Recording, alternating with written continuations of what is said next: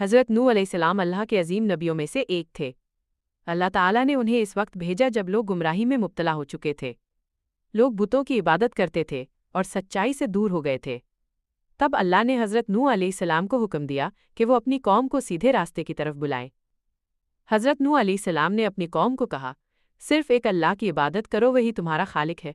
وہ دن رات لوگوں کو سمجھاتے رہے، نرمی سے بھی، سختی سے بھی، اکیلے میں بھی اور سب کے سامنے بھی، لیکن افسوس زیادہ تر لوگوں نے ان کی بات نہ مانی۔ وہ ان کا مذاق اڑاتے اور کہتے، تم تو ہم جیسے انسان ہو، ہم تمہاری بات کیوں مانیں؟ کچھ لوگ کانوں میں انگلیاں ڈال لیتے تاکہ سچ نہ سن سکیں۔ وہ اپنے کپڑے اوڑھ لیتے اور منہ پھیر لیتے۔ حضرت نوح علیہ السلام نے تارانکن 950 سال انٹو تارانکن تک اپنی قوم کو تبلیغ کی، لیکن بہت کم لوگ ایمان لائے۔ آخر کار حضرت نوح علیہ السلام نے اللہ سے دعا کی، اے میرے رب، یہ لوگ ہدایت قبول نہیں کرتے تو ان کا فیصلہ فرما دے۔ اللہ تعالیٰ نے حکم دیا کہ ایک کشتی جہاز بناؤ۔ حضرت نوح علیہ السلام نے اللہ کے حکم سے ایک بڑی کشتی بنانا شروع کر دی۔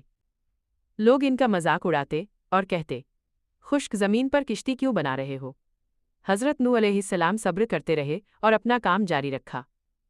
جب کشتی تیار ہو گئی تو اللہ کا حکم آیا کہ ہر جانور کا ایک ایک جوڑا اور ایمان والے لوگوں کو کشتی میں سوار کر لو۔ اچانک آسمان سے زوردار بارش شروع ہو گئی اور زمین سے بھی پانی ابلنے لگا۔ پانی بڑھتا گیا یہاں تک کہ پہاڑ بھی ڈوب گئے۔ یہ ایک عظیم طوفان تھا۔ جو لوگ ایمان نہیں لائے تھے وہ سب غرق ہو گئے۔ حضرت نوح علیہ السلام کا ایک بیٹا بھی ایمان نہیں لایا تھا۔ انہوں نے اسے کشتی میں آنے کو کہا، لیکن اس نے انکار کر دیا اور پہاڑ پر چڑھنے لگا۔ حضرت نوح علیہ السلام نے کہا، آج اللہ کے عذاب سے کوئی نہیں بچ سکتا، اور آخر کار وہ بھی پانی میں ڈوب گیا۔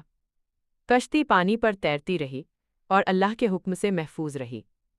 کئی دنوں کے بعد اللہ نے حکم دیا، اے زمین، اپنا پانی نگل جا، اور اے آسمان، رک جا۔ پانی کم ہونے لگا اور کشتی ایک پہاڑ پر ٹھہر گئی۔ یہ پہاڑ تارانکن جودی انٹو کہلاتا ہے۔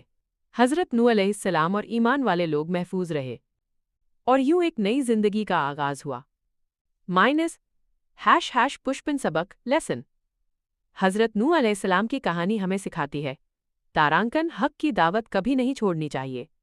تارانکن صبر سب سے بڑی طاقت ہے۔ تارانکن اللہ پر یقین رکھنے والے